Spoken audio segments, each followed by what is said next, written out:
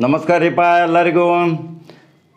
ಅಶೋಕ್ ಪೂಜಾರಿ ಅವರು 23 ಕಾಂಗ್ರೆಸ್ ಸೇರೋರು ಇದ್ರಿ, ಆದ್ರೆ 21ಕ್ಕೆ ಸೇರಾಕತ್ತಾರ. ನಾಳೆ ಸಿದ್ದರಾಮಯ್ಯ ಮತ್ತು doctor D K Shivakumar Satish Jarkiholi ನೇತೃತ್ವದಾಗ ನಾಳಿನ ತನ್ನ ಅಪಾರವಾದ ಸಾವಿರಾರು ಬೆಂಬಲಿಗರೊಂದಿಗೆ ನಾಳೆ ಕರೆಕ್ಟ್ 4 ಗಂಟೆಗೆ ಕಾಂಗ್ರೆಸ್ ಭವನ ಬೆಳಗಾವದಾಗ ಅವರ ಸಮ್ಮುಖದಾಗ ಕಾಂಗ್ರೆಸ್ ಬಾವುಟ ಹಿಡಿಯವ್ರದಾರ್ರಿ.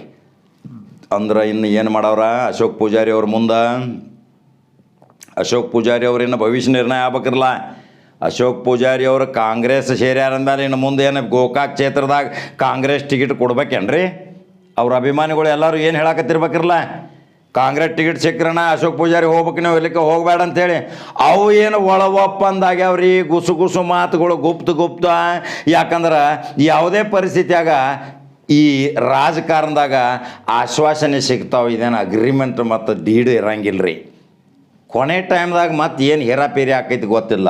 ಆದರೂ ಅಶೋಕ್ ಪೂಜಾರಿ ಕಾಂಗ್ರೆಸ್ ಸೇರಾತಾರ ಅಂದಮೇಲೆ ಅವ್ರ ಸಾವಿರಾರು ಅಭಿಮಾನಿಗಳು ಭಾಳ ಖುಷಿಯಾಗ್ಯಾರ ಕಾಯ್ತಿ. ಅದ್ರ ಸಲುವಾಗಿ 23 ತಾರೀಕು ಇದ್ದಿದ್ದ ನಾಳೆ ಗಡಿಬಿಡಿದಾಗ ಸೇರಾಕತ್ತಾರು.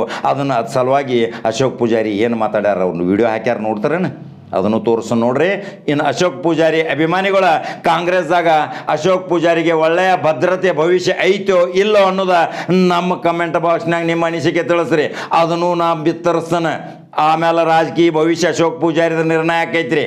ಹಂಗಾರೆ ಅದು ಹೇಳ್ತೀರಿ, ಬರಿತೀರಿ, ಲೈಕ್ ಮಾಡ್ತೀರಿ, ಶೇರ್ ಮಾಡ್ತೀರಿ. ನಂಬರ್ 1 ಎಲ್ಲರಿಗೂ ಗೊತ್ತಾಗುವಂಗೆ ತೋರಿಸ್ರಿ. ನಮಸ್ಕಾರ ರೀಪ. ಆತ್ಮೀಯ ಬಂಧುಗಳಲ್ಲಿ ಶಿವನೇ ಪ್ರಾರ್ಥನೆ. ಮಾನ್ಯರೇ, ನಾನು ಮುಂಜಾನೆಯ ಪತ್ರಿಕಾಗೋಷ್ಠಿಯಲ್ಲಿ ಅಧಿಕೃತವಾಗಿ ಕಾಂಗ್ರೆಸ್ ಪಕ್ಷವನ್ನು ಗುರುವಾರ ದಿನಾಂಕ 23ರಂದು ಮಾಡ್ತೀನಿ, ಸೇರ್ಪಡೆ ಆಗ್ತೀನಿ ಅನ್ನುವಂಥ ಮಾತನ್ನು ಹೇಳಿದ್ದೆ. ಆದರೆ ಪಕ್ಷದ ಹಿರಿಯ ಮುಖಂಡರು KPCC ಅಧ್ಯಕ್ಷರಾಗಿರುವಂಥ ಸನ್ಮಾನ್ಯ ಡಿ ಕೆ ಶಿವಕುಮಾರ್ ಅವರು ಮೇಕೆದಾಟು ಯೋಜನೆಯ ಹೋರಾಟದ ಕುರಿತು ಅನಿವಾರ್ಯವಾಗಿ ಬೆಂಗಳೂರಿಗೆ ಹೋಗುವಂಥ ಸಂದರ್ಭ ಬಂದದ್ರಿಂದ ಗುರುವಾರದ ಬದಲಾಗಿ ನಾಳೆ ಅಂದರೆ ಮಂಗಳವಾರ ದಿನಾಂಕ 21/12/2021ರಂದು ಸಾಯಂಕಾಲ 4 ಗಂಟೆಗೆ ಬೆಳಗಾವಿಯ ಕಾಂಗ್ರೆಸ್ ಭವನದಲ್ಲಿ ಅಧಿಕೃತವಾಗಿ ಕಾಂಗ್ರೆಸ್ ಪಕ್ಷವನ್ನು ಸೇರ್ಪಡೆ ಆಗ್ತಾ ಇದ್ದೇನೆ.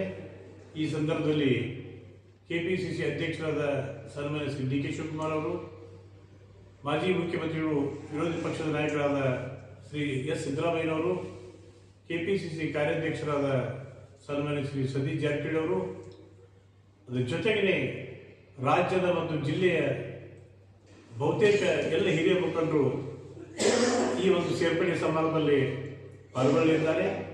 ಕಾರಣ ದಿಢೀರ್ ಆಗಿ ಸಮಯ ಮತ್ತು ದಿನಾಂಕ ಬದಲಿಯಾದ್ದರಿಂದ ನಾನು ನನ್ನೆಲ್ಲ ಅಭಿಮಾನಿ ಕಾರ್ಯಕರ್ತರು, ಮುಖಂಡರು, ಬಂಧುಗಳು ಈ ದೇಶಗಳಲ್ಲಿ ಕ್ಷಮೆ ಕೋರ್ತೀನಿ. ಅದರ ಜೊತೆಗೆ ಮಾಧ್ಯಮದ ಸಮಿತಿಯಲ್ಲಿಯೂ ಸಹಿತ ಕ್ಷಮೆ ಕೋರ್ತೀನಿ. ಆದರೆ ದಯವಿಟ್ಟು ನಾಳೆ ಮಂಗಳವಾರ ದಿನಾಂಕ 21/12/2021ರಂದು ನಡೆಯಲಿರುವಂಥ ಸೇರ್ಪಡೆಯ ಸಮಾರಂಭಕ್ಕೆ ತಾವೆಲ್ಲರೂ ಸಹಿತ ಆಗಮಿಸಬೇಕು, ಸಹಕಾರ ನೀಡಬೇಕು ಅಂತೇಳಿ ಮತ್ತೊಮ್ಮೆ ಕೈ ಮುಗಿದು ತಮ್ಮಲ್ಲಿ ಕೇಳ್ಕೊತಾ ಇದ್ದೀನಿ.